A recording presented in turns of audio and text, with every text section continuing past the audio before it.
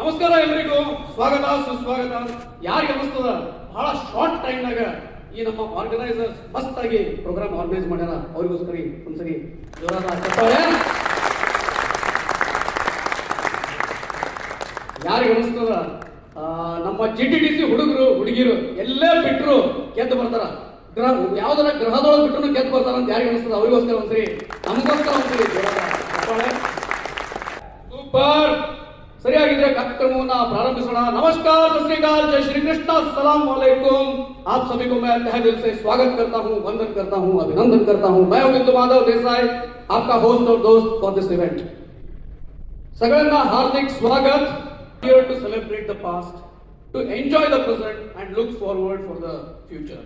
We all are here to celebrate the continuous and dedicated efforts by you all to make GTDC what it is today. We all stand here for an illustrious occasion, and this wouldn't be possible without you all. So please put on your hands together for yourselves.